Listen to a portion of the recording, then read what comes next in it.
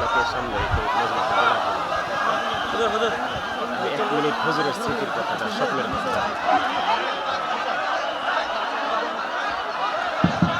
নীরব হয়ে যান, সবাই নীরব হয়ে যান।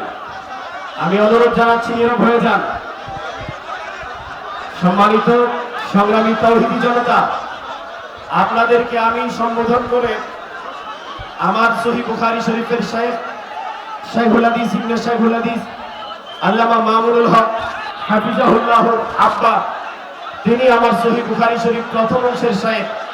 পরশু রাতে আমি স্বপ্নে হুজুরকে দেখেছি এবং হুজুর আমাকে নির্দেশ করেছেন একটি কথা হুজুরকে বসিয়ে রেখে জাতির সামনে বলার জন্য। আমি জানতে চাই আপনারা কি ধৈর্যের সাথে শুনবেন? আপনারা কি নীরব হয়ে যাবেন? তাহলে নীরব হয়ে যান, খামোশ হয়ে যান।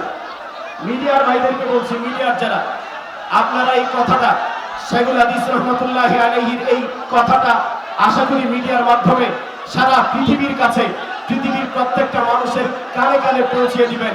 মিডিয়াদেরকে অনুরোধ করছি আপনারা এই কথাটা মনোযোগের সাথে শুনবেন। আমি আমার শাইখ, সারা পৃথিবীতে শাইখুল হাদিস হিসাবে যাকে চিনে, শাইখুল হাদিস আল্লামা আজিজুল হক রাহমাতুল্লাহি আলাইহিকে পরশু রাতে দেখেছি আমাদের প্রিয় নবীজি হযরত মুহাম্মদ মুস্তাফা সাল্লাল্লাহু আলাইহি ওয়াসাল্লামের ডান দিকে বসা। শাইখুল হাদিস রাহমাতুল্লাহি আলাইহির সাথে মুসাফা করেছি।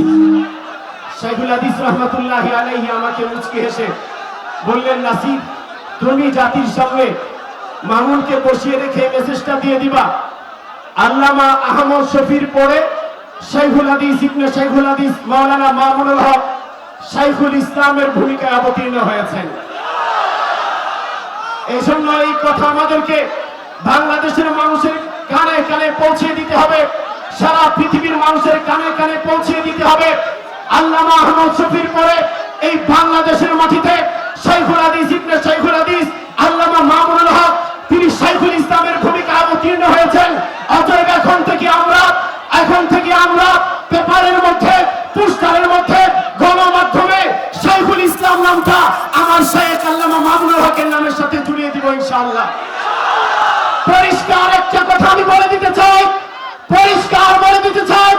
শাইখুল হাদিস আল্লামা আজিজুল হকের নেতৃত্বে যেভাবে বাবরি মসজিদ বিরোধী চক্রের বিরুদ্ধে সারা পৃথিবীতে আন্দোলনের জোয়ার উঠেছিল, শাইখুল হাদিস ইবনে শাইখুল হাদিস আল্লামা মামুনুল হক যদি বাংলাদেশের জওয়ানদেরকে ডাক দেয়, এই যুবকরা, যদি তোমাদেরকে ডাক দেয় কাফনের কাপড় গায়ে পরে ওই রামদের বিরুদ্ধে, হনুমানদের বিরুদ্ধে রাস্তায় ঝাঁপিয়ে পড়বা তো ইনশাআল্লাহ। এই কে রাস্তায় নামবা? দাঁড়িয়ে যাও ইনশাআল্লাহ। এই বড় নেতা আছে, নামটা কি তার? এই বড় শাইখুল ইসলাম আছে, আল্লামা আহমদ শফির পরে শাইখুল ইসলাম আছে, নামটা কি তার? আরো জুড়ে শাইখুল ইসলাম।